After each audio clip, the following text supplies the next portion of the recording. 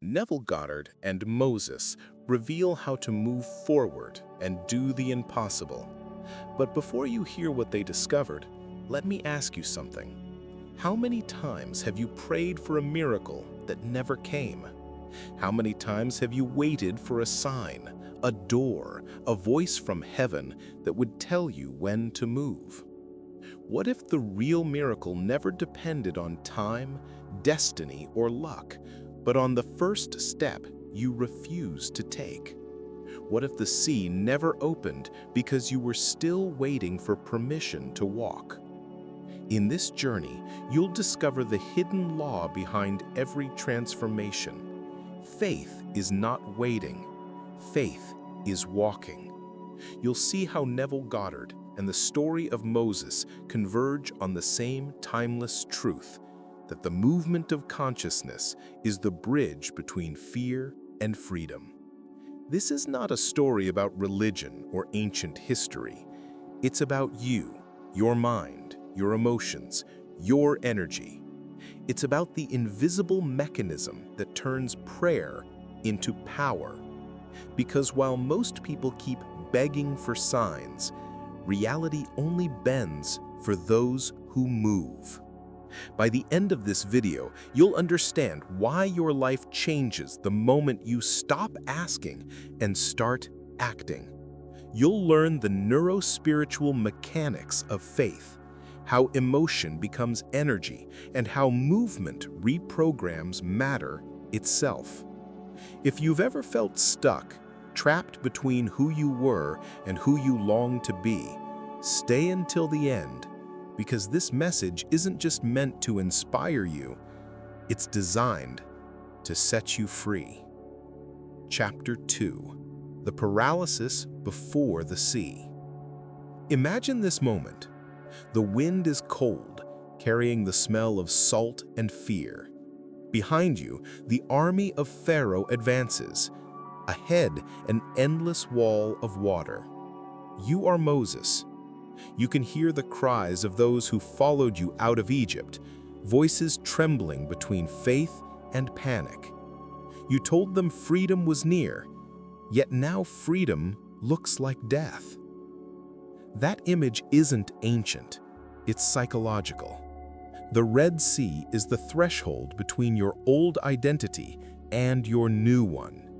It's every situation where logic ends and faith must begin. Divorce, failure, loss, illness, depression, the mind's Egypt always tries to pull you back, promising safety in slavery. The unknown ahead feels impossible to cross, so you freeze, waiting for a miracle to move first. This is the paralysis before the sea. The moment the heart knows what must be done, but the body refuses to follow. We pray, we plead, we repeat affirmations, yet deep down we remain still. And stillness disguised as waiting is fear in holy clothing. Neville Goddard once said that the greatest failure of truth seekers is that they keep building but never occupy what they build. They imagine, affirm, declare, but never step into the state they desire. Moses stood there too, caught between heaven's promise and human hesitation. Every soul does. And then comes the voice from the infinite. Why do you cry out to me? Tell the children of Israel to move forward. This is not just a line from Exodus. It is the most radical command ever given to human consciousness. It redefines the relationship between God and faith, between prayer and power. At that moment, Moses is standing at the edge of the impossible. Behind him, everything familiar. Before him, everything unknown. The people expect God to act first, to part the waters before they move. But God refuses. Instead, he transfers the act of creation to Moses, to motion itself. In this one sentence, heaven reveals the hidden architecture of reality. The divine is not waiting to intervene, it is waiting to respond. Consciousness answers conviction. The sea doesn't open because God pities you. It opens because your energy finally matches His command, move. Neville Goddard called this the law of assumption, the ability to assume the feeling of the wish fulfilled as if it were already done. In other words, walking forward while the sea is still closed. It is the same law written differently across centuries. Faith without movement is imagination without creation. What most people call waiting on God is, in truth, God waiting on them. The command to move forward is not physical. It's vibrational. It's the shift from pleading to knowing, from hoping to embodying. When Moses raised his staff, he wasn't testing a miracle. He was expressing one. This is the breaking point of fear, because fear survives only where movement stops. The moment consciousness moves, fear loses form. Chapter 4. Neville's Secret. Faith is a state, not a request. Neville Goddard taught that faith is not asking for what you want, it is being what you desire. It's not the repetition of prayers that changes your world, but the state of consciousness from which those prayers rise. You cannot pray for light while remaining identified with darkness. To assume the wish fulfilled is to walk as if the sea had already opened, even when water still stands before your eyes. Moses embodied this law. He didn't wait for the proof. He moved as if the path existed. That act was not defiance, it was divine alignment. The power of God flows only through movement that mirrors His certainty. The universe does not respond to hesitation, it mirrors conviction. When Neville said, "Faith makes real what is invisible," he was describing a neurological truth as well as a spiritual one.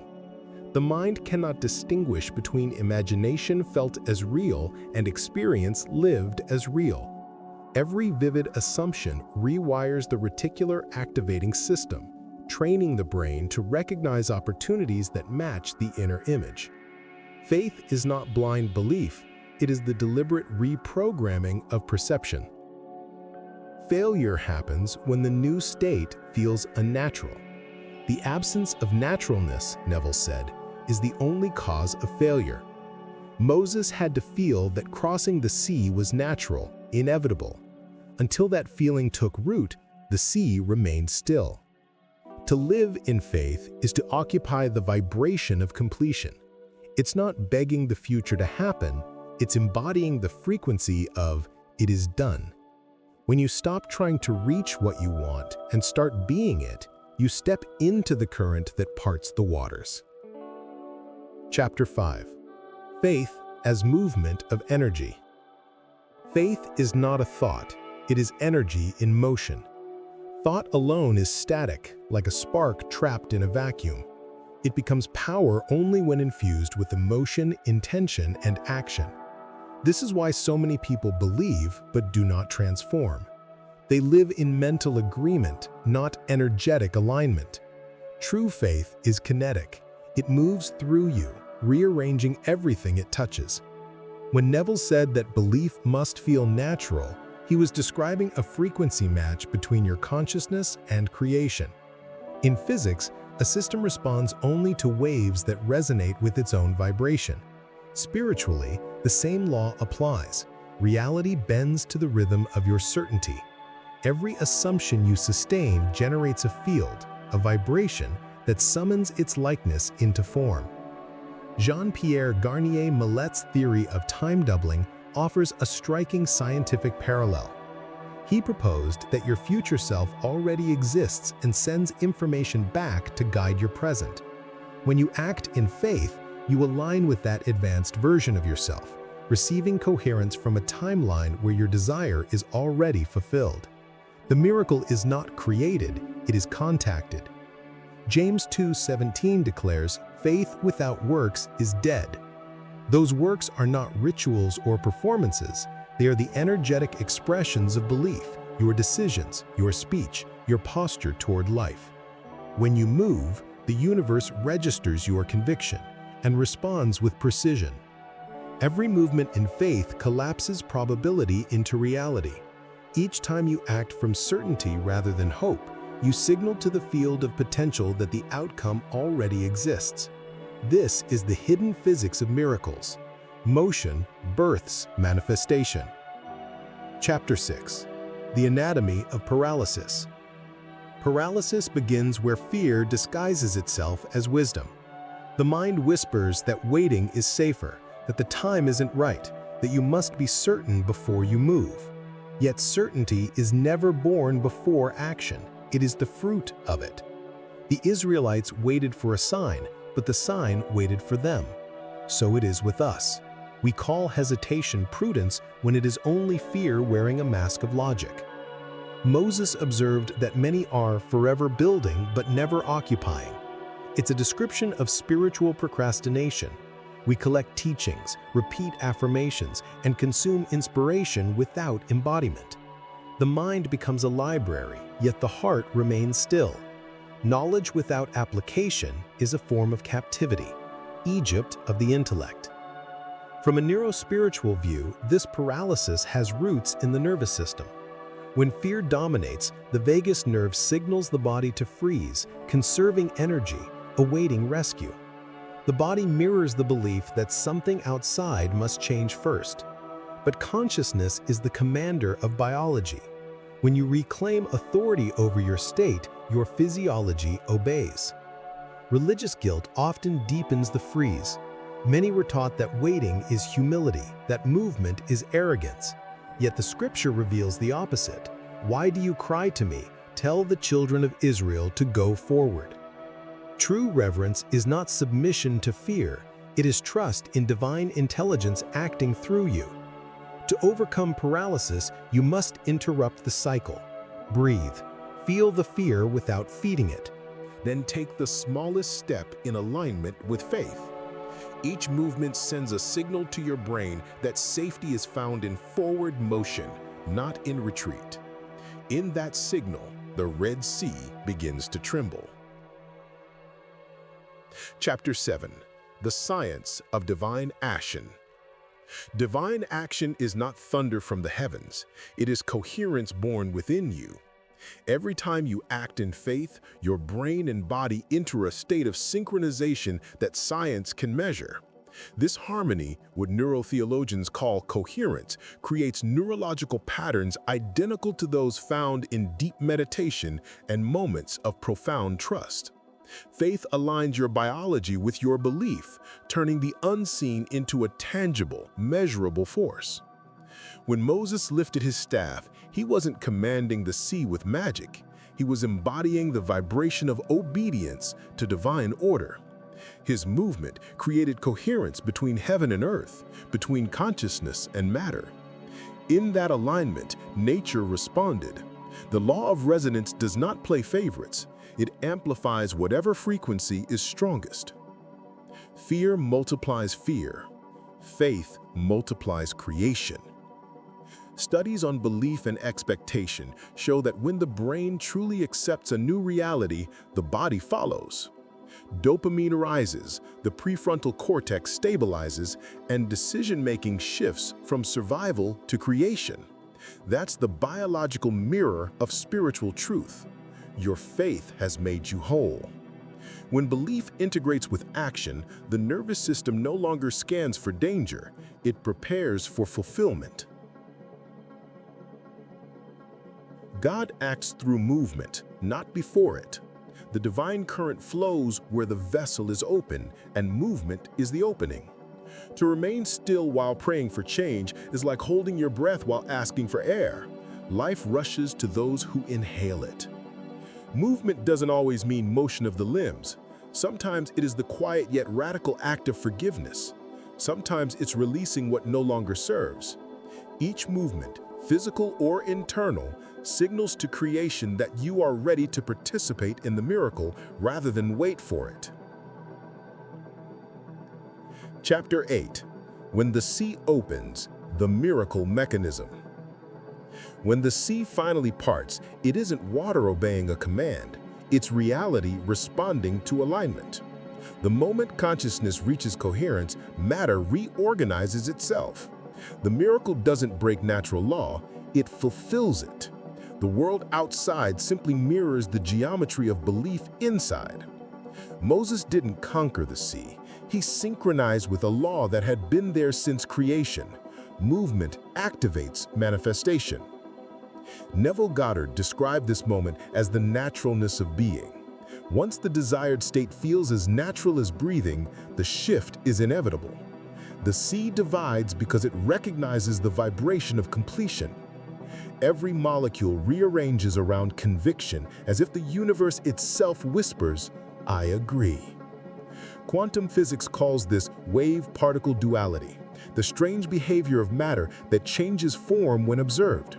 Spiritually, it's the Red Sea principle. What is fluid and uncertain becomes solid and walkable when consciousness looks through the lens of faith. Observation infused with certainty collapses chaos into path. You've seen this in small ways, when you finally decide and everything begins to move, when clarity itself seems to organize coincidences. Those coincidences are not random. They are the sea parting beneath your feet. Faith reshapes probability. Action in alignment becomes the staff that parts reality. The miracle mechanism is not exclusive to prophets. It operates through you the same way. When inner conviction meets external expression, creation recognizes itself in you. The universe doesn't reward effort, it reflects essence. Once you embody the vibration of "it is done," even the waters of resistance remember who commands them.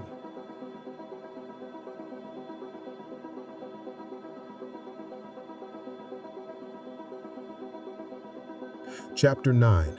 The Sea Inside Us. The Red Sea was never only a place on a map. It is an inner frontier, the boundary between fear and freedom that every soul must cross. Each of us faces waters that appear impassable: anxiety, grief, self-doubt, the endless tide of "what if?" These are the inner seas that mirror the one Moses stood before. They do not part for intellect or prayer alone. They yield only to movement born of faith. Your Red Sea might be the courage to leave what's familiar, to forgive what feels unforgivable, to trust again after disappointment. For one person, it's speaking truth. For another, it's releasing control. For all, it's the same sacred equation: assumption plus motion equals miracle. When the inner voice says move, that is not madness, it's divine mathematics. Neuroscience confirms what Spirit has always taught. Every action in faith rewires the brain's pathways, training perception to find alignment where fear once saw danger. Each step you take toward belief reorganizes your neural architecture. You literally build a bridge of light across your inner sea. To walk in faith is to participate in creation itself. Every decision becomes an act of Genesis. Each breath of courage expands the shore of what is possible. The sea inside you begins to calm, not because life becomes easy, but because consciousness has taken command. As you listen, perhaps you can feel your own water stirring. That subtle pull inside, the knowing that it's time to move, is not imagination. It's your higher self calling you to cross. You are not waiting for permission. The sea within is waiting for your step. Chapter 10. The Call to Engagement. If what you've heard so far has awakened something within you, then take this moment to turn awareness into action. Don't just listen, embody. Right now, write in the comments, "I will walk even when the sea is closed." Let those words be more than text. Let them become vibration. When you write it, you are not speaking to me or to an audience, you are speaking to your own consciousness. You are commanding the cells of your body, the energy around you, and the field of creation to align with movement. That single sentence is a declaration to your future self, the one already standing on the other side of the sea. Every word you affirm reshapes your inner architecture. By declaring your intention publicly, you anchor it in matter. You shift from passive listening to active participation, from waiting to walking. The Red Sea responds to the language of action. This is not a symbolic exercise, it is a neurological one. The act of writing engages motor memory, emotion, and intention simultaneously, creating coherence between thought, body, and energy. That coherence is what Moses embodied and what Neville Goddard wrote as the feeling of the wish fulfilled. So write it, mean it, feel it. I will walk even when the sea is closed. Let this be your first step toward the unseen. Because the moment you decide to move, the universe has already begun to rearrange.